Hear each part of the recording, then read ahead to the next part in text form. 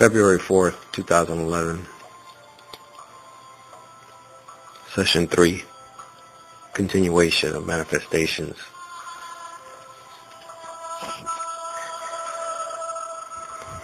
It's my belief that we all have the ability to create.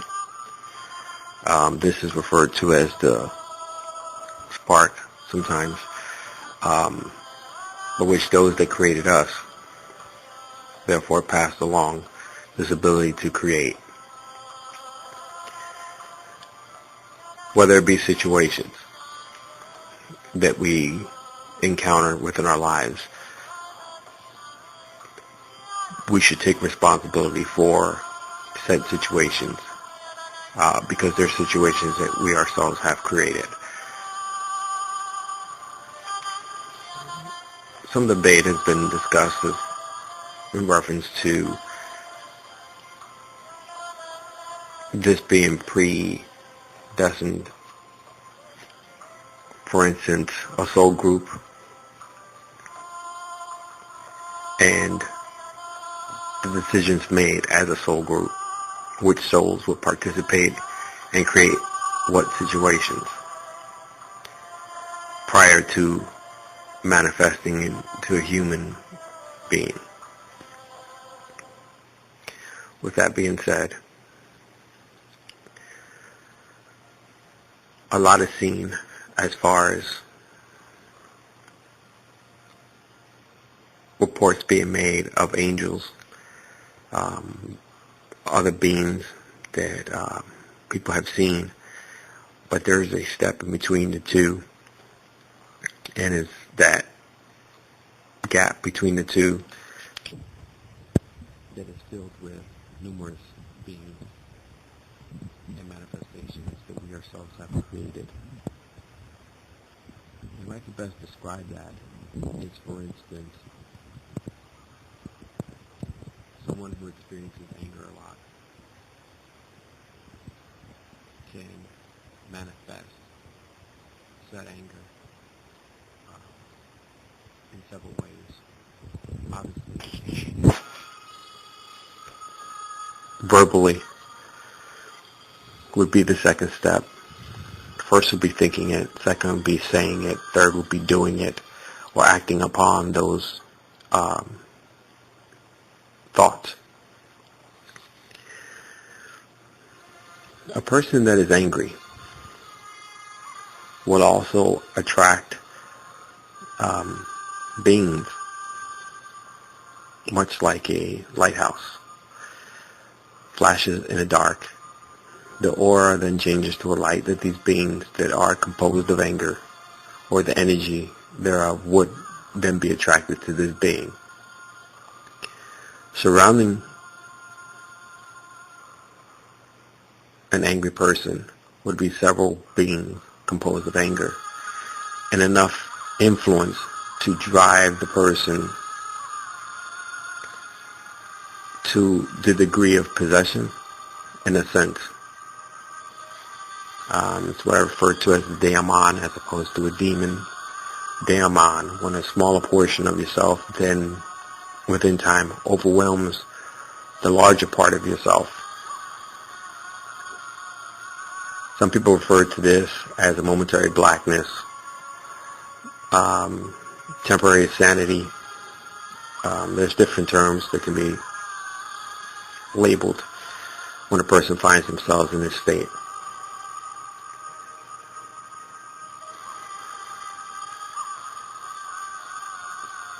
Within a certain period of time of being a separate entity with a life of its own can also attract or be attracted to this energy that we as humans are giving off, and then attach itself to the humans and it's almost as if you're walking around and have an additional voice, an additional influence that will complement that which you're experiencing. Again, with the analogy or the example that we're using with anger, it's almost as if you have a second opinion following you around or motivator, influence, backing you up. You're angry, well, so is this being, and this being will then feed you more or join you in that anger. So therefore the emotion doubles. Surrounding you can be several. So not just doubling your anger, but triple, quadruple, whatever the case may be. And present day news stories of human beings snapping or just going off. Seems like not necessarily out of the blue, but going to extents that seem horrific, that seem out of the ordinary. And it's due to this unforeseen or unseen influences surrounding this human. With that being said,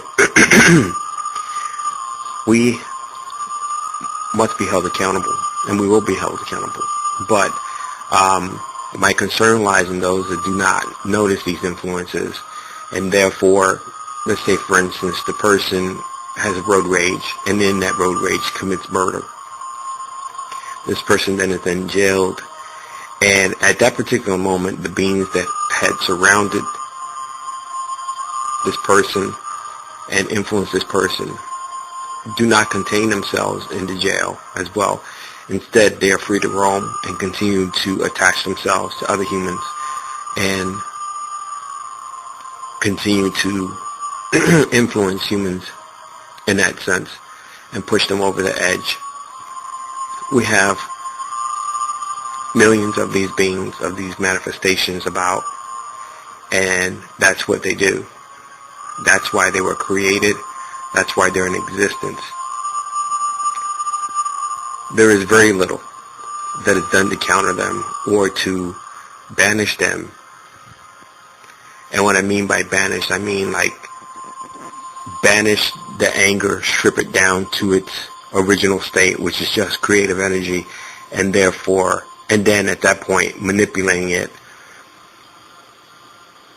into a more positive energy.